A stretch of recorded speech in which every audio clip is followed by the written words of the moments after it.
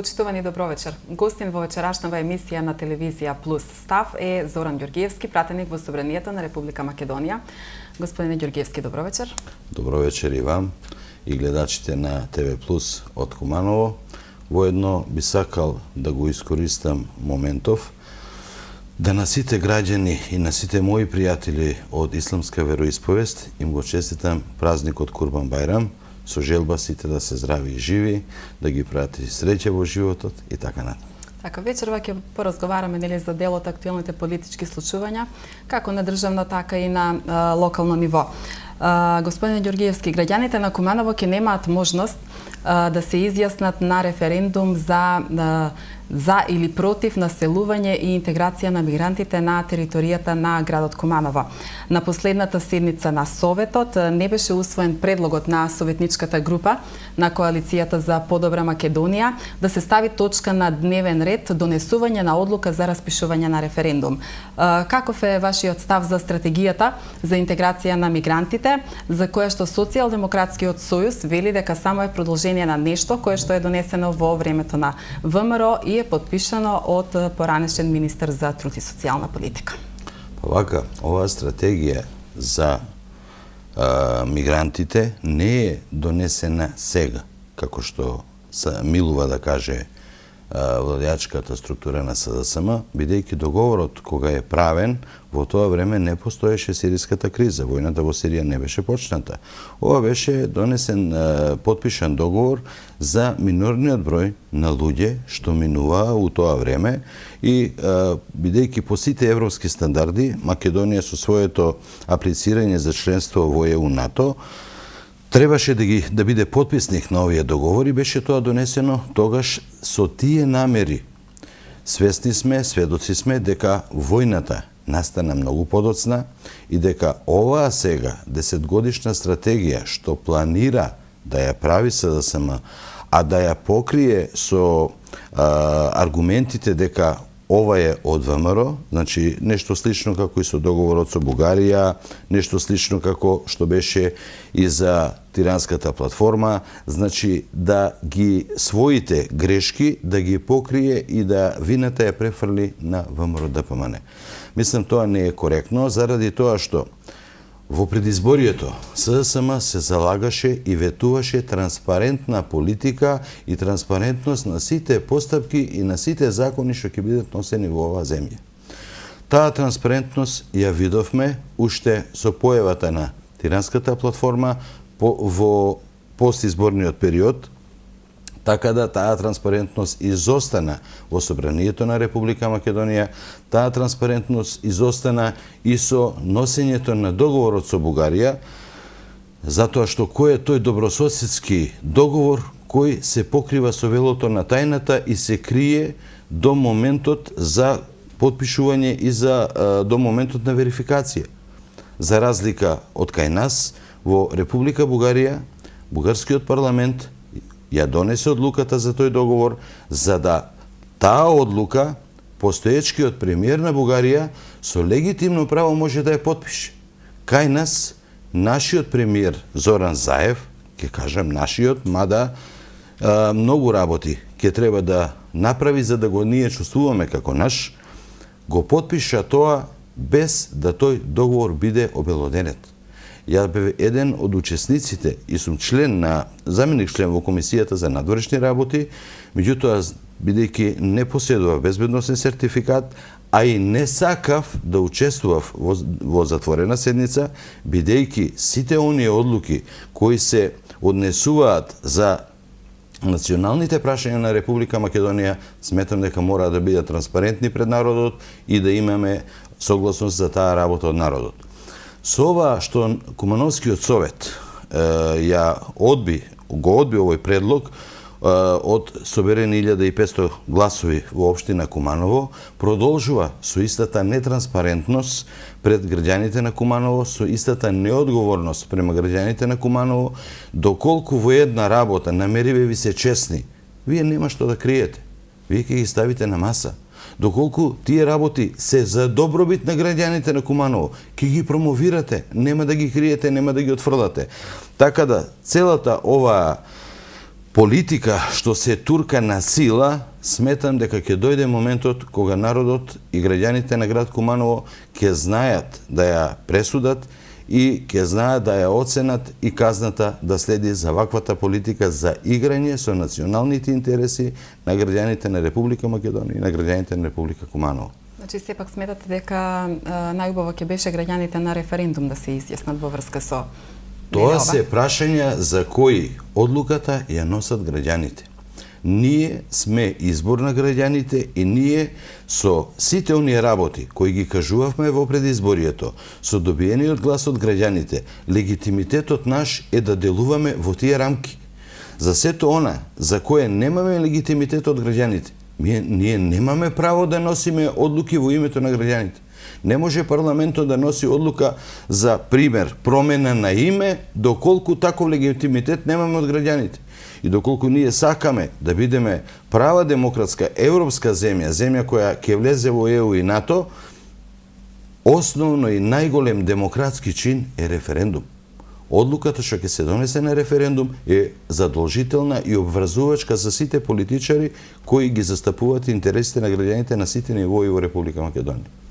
Од денеска има една новина, двосменско работење на шалтерите во МВР, Царина, Управата за јавни приходи и градинките, како и секоја работна прва сабота во месецот. Сметате ли дека ова ќе значи поголема ефикасност во работењето на институциите, а од друга страна пак поголема корист и полза за граѓаните? Па вака, наброевте малку повеќе работи кои се не суштествуваат едни со други. Се слагам дека можеби е добро да се воведе втора смена во управните служби, бидејќи поради работните обврски многу од граѓаните во тековното работно време не може да стасаат, се слагам. Меѓутоа, за работењето во две смени во градинките, сметам дека пред се кај децата, пошто сум лекар, можам тоа слободно и наодговорно да го кажам, се нарушува биолошкиот часовник кај децата. Значи, биолошкиот часовник кај малите деца во градинките е подесен да децата најчесто веќе во 21 часот треба да спијат. Така да, ова двосменско работење, покрај останатите технолошко-технички проблеми во изведба на таа работа, бидејќи кујните ќе работат во една смена, храната е прашање дали ќе биде свежа како што и треба за развој на едно здраво дете, сметам дека е погрешна одлука, сметам дека е многу подобро да се работи во правец на проширување на капацитетите на градинките, отколку ова воведување на двосменско работење. Тоа е моето мислење. Реков за управните служби, за административните работи, се слагам, постои таква потреба, меѓутоа, ефикасното работење се завршува и у една смена. Значи, ние, доколку немаме ефикасно работење, доколку немаме ефикасни служби, и у 4 смени да ги ставиме, работата нема да врви. Значи, основата е квалитетот на администрацијата која треба да ги врши тие услуги. Тогаш ќе имаме ефикасна администрација. Така, деновиве беше најавено дека се продолжува за една година и рокот за легализација на дивоградбите. ВМРО ДПМН деновиве обвинува дека новата влада ги копира проектите на ВМРО, кои што претходно Социјалдемократскиот сојуз ги критикувал. На што се должат негодувањата на вашата партија, на партијата на која што сте член? Па пред се не се тоа негодување. Тоа се факти реални, затоа што уште од моментот кога се донесе законот за легализација, пратениците на СДСМ гласаа против.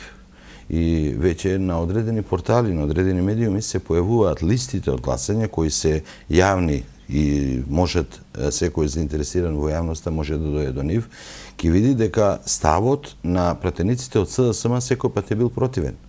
Така да сега за една работа за која се борат со години, ја промовираат као големо достигнување, а работата е само технички карактер, да оние луѓе кои не стасале сите работи да ги завршат, да им се даде дополнителна шанса, бидејќи поради административни и други пречки, голем број од тие луѓе не стасале таа работа да ја завршат. Од една страна, доколку се гледа од човечки аспект, може да се оправда, меѓутоа, бидејќи сме сведоци на многу работи што се случува, секоја мерка која СДСМ ја нуди, во позадина нема искрени намери.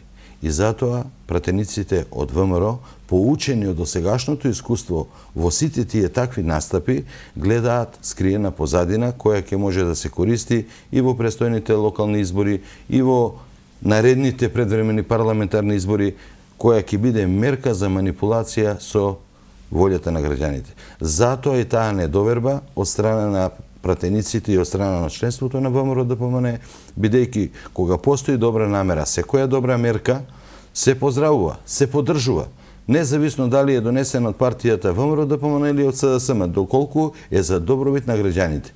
Меѓутоа, доколку сте вие против една мерка која сте проценили дека во моментот дава политички поени на партијата која таа мерка ја промовирала, цело време сте биле против, сега одеднаш ја промовирате таа мерка као големо достигнување, секој пат останува прашањето која е позадината на ваквото донесување на ваков закон. Господине Ѓоргиевски, по разрешувањето на јавниот обвинител Марко Зврдевски, именуван е вршител на должноста јавен обвинител. Според вас, каква личност би требало да биде новиот јавен обвинител кој што доправан или ќе биде испран? Пред се, доколку сте ги прателе седниците во парламентот, кои беа маратонски, сте можеле да видите многу работи кои ние од самото стартување на седниците ги презентиравме пред македонската јавност. Со членот на законот 8а, став 1 линеја 4, децидно стои дека од моментот на прогласување на локални избори престанува можноста за промена, наименување, разрешување на било кој јавен функционер. Ние тој наш став го докажавме и со мислењето од антикорупцијска комисија и бевте сведоци на едно флагрантно кршење на законите во законодавниот дом. Мислам, овие работи сите ги имам искажено од говорницата таму во собранието во законодавниот дом, со толку да кажам интелектуален пресинг на сите тие пратеници. Ја јавно таму и кажав дека ова е класичен интелектуален мобинг на пратениците, бидејќи доколку се сеќава јавноста, господинот Џафери најави дека од 6 август собранието ќе иде на колективен одмор. Меѓутоа, со прогласувањето на локалните избори на 6 август, со прогласувањето на локалните избори, седниците продолжија со несмален интензитет, работејќи некој ден и до 24, до 1 часот преку ноќта. Тоа, мислам, такви пресии, такво флагрантно кршење на законот, кое заврши на крајот со изјава на господинот Џафери: свесни сме ние сите овдека во собрание дека го кршиме законот, меѓутоа бидејќи сме пратеници, имаме имунитет, законот нас не качи. Мислам, тоа е еден преседан нонсенс во законодавниот дом, нешто што законодавниот дом досега го нема видено, меѓутоа граѓаните треба да ценат за нарушување, за кршење на уставот, за кршење на законите, за кршење на деловникот, кое не е од сега. Ова кршење на деловникот започна уште веднаш после изборите во 2016 година. Така да, сведоци сме на многу немили работи, така да ништо не ме изненадува и прогласувањето на вршител на должност. Во една од репликите ја ги кажав сите работи кои ќе настапат понатаму. Затоа што кога почна седницата за разрешување на јавниот обвинител Марко Зврдевски, господинот Џафери кажа: по член 8а ние немаме право да го разрешиме. Меѓутоа имаме право да дебатираме. Мада и тоа е кршење на закон. Значи, и тоа е кршење, флагрантно кршење на закон. Дебатирањето продолжи за да кулминира со гласањето за кое прв пат кога почна седницата, постојат стенограми, постојат снимки од сите тие седници, господинот Џафери кажа дека нема да се гласа до 15 октомври додека не завршат локалните избори. И покрај тоа кажано, го прекрши зборот. Затоа на една од моите реплики, кога излегов, му кажано господинот Џафери дека човекот треба да си го држи зборот. А тоа што не додржа збор во ниедна од своите настапи, ќе му служи нему на чест, граѓаните ќе знаат да го ценат тоа и да го санкционираат. Последниве 10 дена почина повеќе бебиња. ВМРО ДПМН обвинува за хаос во здравството и побара министерот за здравство да понесе одговорност, па дури и оставка се побара од министерот. Од друга страна пак Социјалдемократскиот сојуз вели дека хаосот во здравството е наследен. Според вас, каква е состојбата во македонското здравство и дали граѓаните на Република Македонија добиваат квалитетна здравствена заштита во установите, институциите? Пред се праксата за манипулирање со несредните судбини на граѓаните, која ја воведе СДСМ во своето делување, се сеќавате министер за смрт за Тодоров за одредени случаи.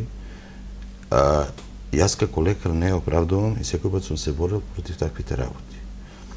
Болниците се место во кои на граѓаните треба да им се пружи услуга, на граѓаните треба да им се помогне во борбата со болеста, несреќите кои ги снашле. Меѓутоа, се места каде што и можностите на човекот, на лекарите, се ограничени. Јас имам една изрека, која многу често сум ја користел како лекар. Ние можеме да се бориме со болеста, со смртта не. Каде ќе дојде смртта по своето, тука завршува. Меѓутоа, свесни сме дека со промените кои се направија во здравството, се наруши еден систем драстично, затоа што сепак ќе се сложите во Република Македонија немаме ние неограничени човечки ресурси на кадрови. Една промена на еден професор Кедев, авторитет од европски ранг, значи многу. Промена на професор Борче Ѓорѓиевски, водечки хематолог во Република Македонија. Промена на професор Аспазија Софијанова, кој е недокажан, него не знам што да кажам, на прашањето на педиатријата. Носи своји последици. Ставањето на луѓе нестручни да ги водат здравствените установи. Ја можем да кажем една работа, министер за здравство треба да е доктор, меѓутоа може да биде и од друга сфера. Меѓутоа, веќе во директното раководење со здравствените институции морат да бидат луѓе од медицинската фела. Ние во Куманово имаме примери да одредени институции ги водат нестручни кадри.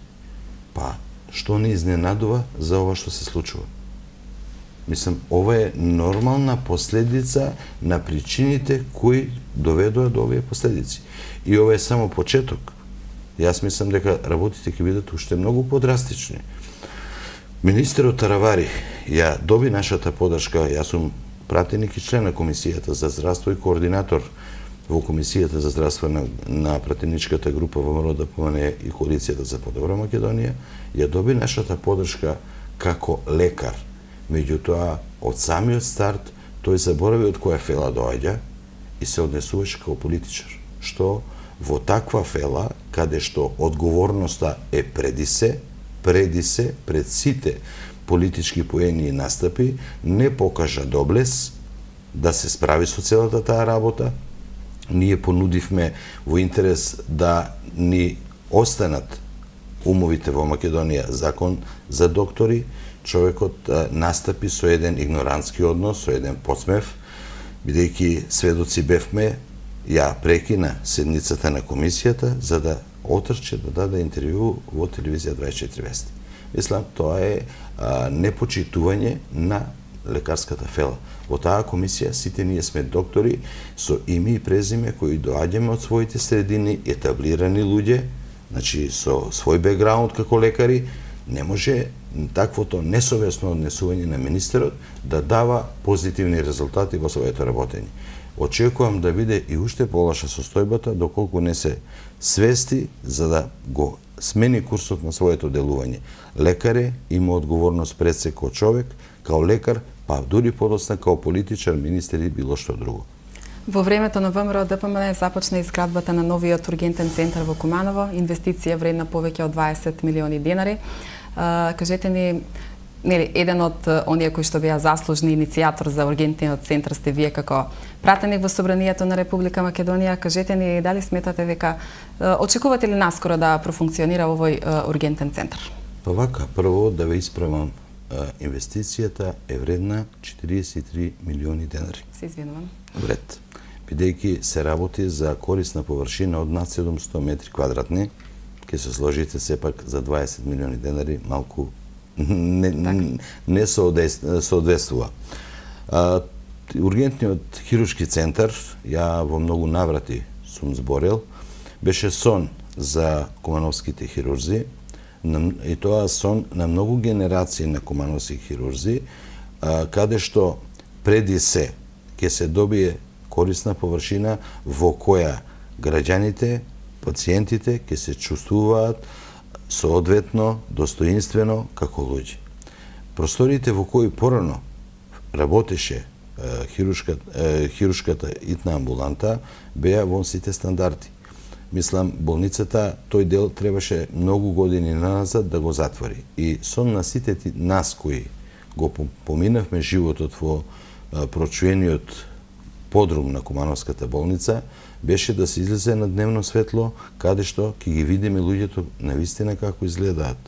Така да, тој проект и покрај силните перипетии и покрај силните блокади кои ги имав од локалната власт, ја ќе ве подсетам во многу наврати, во многу интервјуа и на многу седници во Собранието сум кажал и сум потенцирал дека само за добивање дозвола за градба на ваков ургентен хируршки центар на земјиште во собственост на болница, градска болница во општина Куманово, ние чекавме над 2 години. Средствата чекаа над 2 години. Постоеше опасност за средствата бидат пренаменети некаде другде. И така да после силни перипетии пред изборите во 2016 ни беше ветуван проектот, помина тендерската постапка, така да веќе во почеток на 2017 стартуваше, уствари некаде во ноември 2016, крајот на ноември пред изборите стартуваше со својата работа, така да и сега тече градбата на ургентниот хируршки центар, така да граѓаните да не мислат дека се работи нешто друго, туку е новиот ургентен хируршки центар, каде комплетната диагностика потребна за најбрзо и за најкратко време диагностицирање на пациентите ќе биде сместена таму. Значи, таму ќе имаат луѓето и рентген, и компјутер, и лабораторија, така да времетраењето од итното влегување во хируршката итна амбуланта што ќе биде таму и диагностиката со сите диагностички постапки кои треба да се направат за да се дојде до диагноза, за да може што побрзо да имаме третман, ќе бидат сведени на минимум. Времето на гурење на пациентите низ дворот на Кумановската болница во сите временски околности, киш, дожд, снег, студ, сонце, врелина, ќе бидат заборавени со изградбата на овој центар. Проекцијата за овој центар беше почеток крај 2016, реализација почеток 2018, крај завршување на проектот некаде почеток на 2019. Сепак се работи за поголем објект со средување на повеќе работи, значи тука ќе бидат сместени покрај итните работи во хирургијата, ќе бидат сместени и сите елективни амбуланти. Значи тука ќе биде сместена и ортопедија, и урологија, и ќе има амбуланта службата за анестезија и интензивно лекување, така да сите оние итни хируршки состојби ќе бидат средени на еден многу подостоинствен начин, како што заслужуваат граѓаните на општина Куманово. Како пратеник во Собранието на Република Македонија, за кои проекти уште во Куманово успеавте да се изборите? Преценили во Куманово? Да, пошто доаѓам од Куманово, за кумановци е битно што пратеникот Зоран Ѓорѓиевски конкретно за граѓаните на општина Куманово има допринесено. Па вака ќе ве подсетам, значи моето појавување беше пред се како кандидат за градоначалник во 2013 година.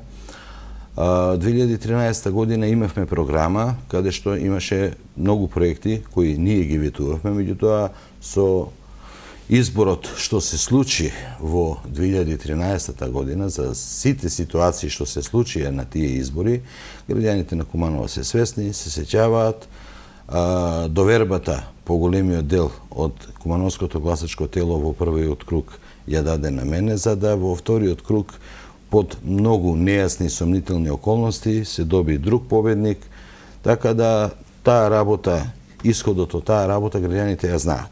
И, меѓутоа, довербата што ми ја дадоа тогаш за проектите со кои тогаш настапував, се потруди во понатамошното делување да дел од тие работи реализирам. Значи, во тоа време, во програмата имавме ветувања за тир зона, работа која не успеав да, бидејќи тогаш не станав градоначалник, да подосна како пратеник повторно ја ветувавме на граѓаните, успеав да првичните работи за тир зоната ги направам во општина Куманово, се одбра локација на местноста Аџитепе. Пред изборите 2016 истата работа беше ветувана и во програмата со која настапивме на вонредните парламентарни избори 2016.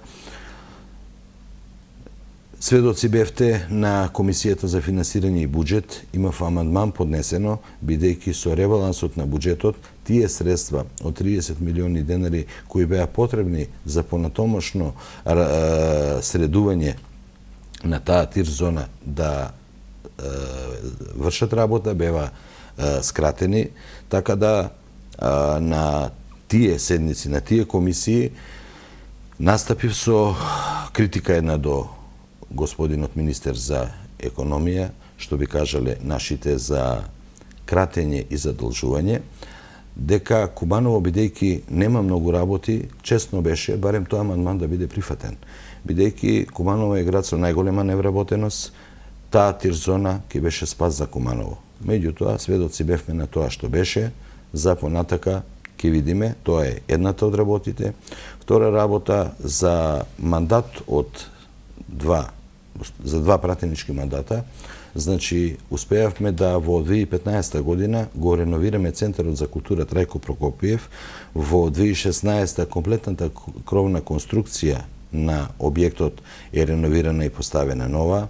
Покрај ургентниот хируршки центар за кој веќе зборувавме, значи издействува во Куманово мултифункционално игралиште во основното училиште 11 октомври.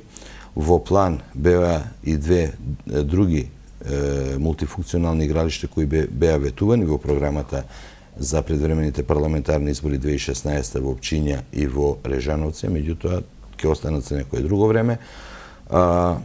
Од 4 тениски терени, сведоци се граѓаните на град Куманово, дека на преубава локација тие терени се користат, нашите млади таленти и млади рекреативци и постари рекреативци имаат прилика да уживаат на тие терени. Покрај тие работи имавме реновирање на наши основни и средни училишта. Браќа Милодиновци, Толи Зордомис, после чие реновирање да имавме посета и од тогашниот председател на владата на Република Македонија, господинот Никола Груевски. Имавме, значи, покрај тие реновирање на училишта, автопатот Куманово-Скопје, сведоци сте, трасата на автопатот од Куманово до Скопје е завршена, сега во тек е изградбата на трасата од Скопје према Куманово. Можем да спомнам дека имав еден прес за проширување на градинката во просториите на Пионерскиот дом. Таа работа ја имам преземено уште пред 2 години, бидејќи Пионерскиот дом беше во собственост на Министерството за образование. Бидејќи го поставив тоа и тогаш како пратеничко прашање, следната етапа што се случи беше донесување одлука на влада да на влада Министерството за образование го отстапи објектот на Министерството за труд и социјала, така да подоцна веќе кога дојде фазата се направи проектот, требаше фаза да се распише тендер, граѓаните се сведоци, имавме периоди на широки влади, каде што министерка беше Фросина Ременски. Тогаш министерката Фросина Ременски не сакаше тендерската постапка да ја пушти во оптек. Меѓутоа, сведоци сме дека со формирање на новата влада, таа тендерска постапка се пушти во оптек. Дојдоа министерот за внатрешни работи, министерката Мила Царовска, пратениците, градоначалникот да го прослават. Значи, можем да кажем една работа, доприносот во доаѓање до завршница на таа градинка можем да кажем сосема одговорно свој, бидејќи доста се залагав за тие капацитети да бидат проширени. И ако се сеќавате 2015 и председателот на ВМРО ДПМН Никола Груевски во посетите кои ги имавме, бевме на локација во населба Гоце Делчев, каде што беше ветено уште тогаш и влезе во програмата реконструкција и доградба на градинката во Гоце Делчев. Меѓутоа, поради турбуленциите кои се случуваа во последниве 3 години, поради неможноста за едно непречено делување и работење, многу од ветуваните проекти ни останаа така неостварени. Значи, морам да кажем од таа посета што ја имавме 2015 со председателот на ВМРО ДПМН господин Никола Груевски, остана проектот за реализација на водоводна мрежа во село Пчиња и проектот за фекална канализација во село Романовце. Тие два проекти општината не сакаше да ги направи и уште, сакам да кажам, стојат, од нивна реализација нема ништо. Вината не е кај нас, желбата имаше и од Министерството за транспорт и врски средства да се дадат, имаше и средства, проекти не стаса. На друга страна, преку Министерството за екологија, локалната самоуправа преку ИПА програмата доби 4,5 милиони евра средства кои се наменети за изградба на инфраструктурата во Куманово. Ние кажавме уште во предизборието на 2016 дека веќе има изготвени програми за фекална канализација за Горњо Конјаре, за фекална канализација за Речица, за фекална канализација за Режановце, за фекална канализација во населбата Игот Ричковиќ, проекти кои сега се реализираат со средства од ИПА програмата дадени од Министерството за екологија од владата на ВМРО ДПМН 2016 година. Сепак времетраењето да правење проекти, доделување на средства, распишување на тендерска постапка, тоа е период кој трае повеќе од 6 месеци, да кажем година дена, затоа периодот на реализација е сега, така да граѓаните треба да знаат дека не е ова тоа што сега сите сакат да кажат градоначалникот гради. Не, ова се средства од претходната влада доделени на општина Куманово за средување на комплетната инфраструктура во град Куманово. Така, сведоци сме дека последниве 2-3 месеца се работи на изградба и реконструкција на патната и комуналната инфраструктура. ВМРО ДПМН вели дека тоа се прави предизборно. Според вас, каква е инфраструктурата во Куманово? Па вака, инфраструктурата во Куманово прво е жално што сега се прави. Сепак имавме власт на СДСМ на локално ниво која е 27 години.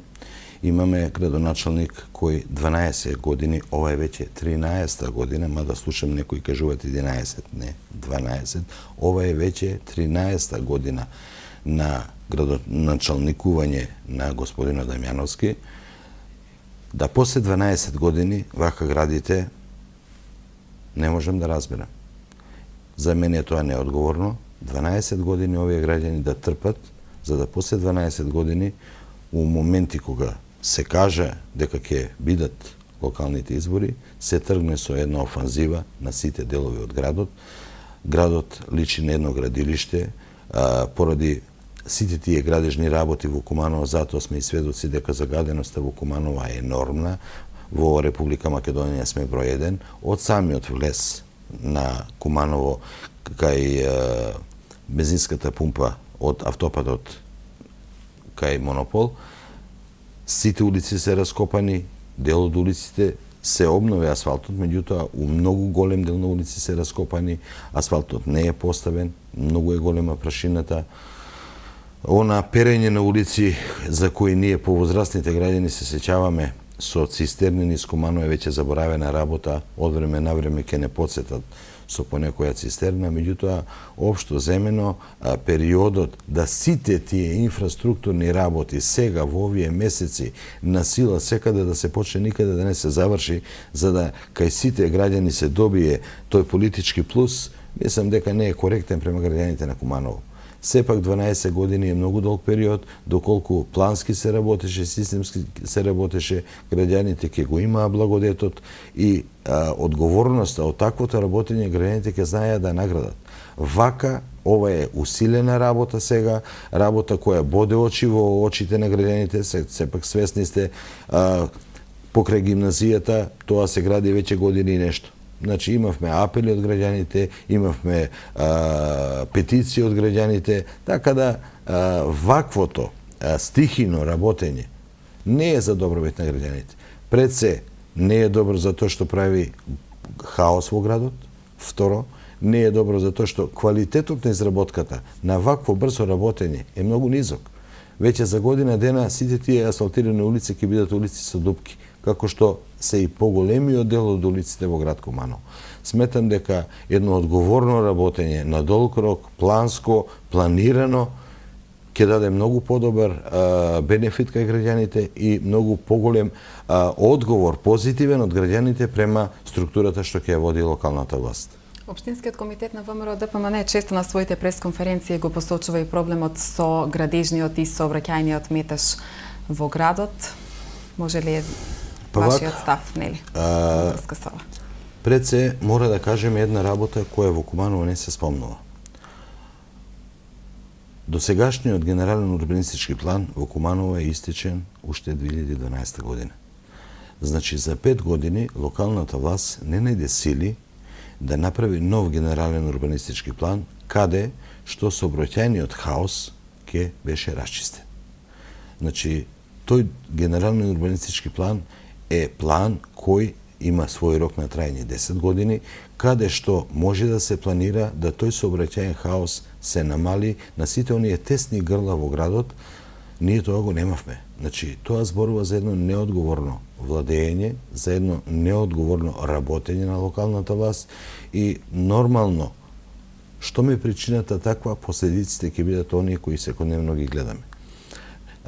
Се слагам со тоа дека бројката на возила во градот е многу зголемена, сепак стандардот на граѓаните, веќе сме 21 век, е многу повисок, и дека веќе, доколку некој пат било мислена именка да една куќа има возило, сега една куќа има по 2-3 возила, нормално е таа бројка да дава свој допринос во целата оваа работа, меѓутоа доколку постои едно планско планирање за ширење на градот, за проширување на сите оние сообраќајници кои се тесни грла во градот, мислам дека ако не биде најдобра, барем ќе се поправи постоечката состојба.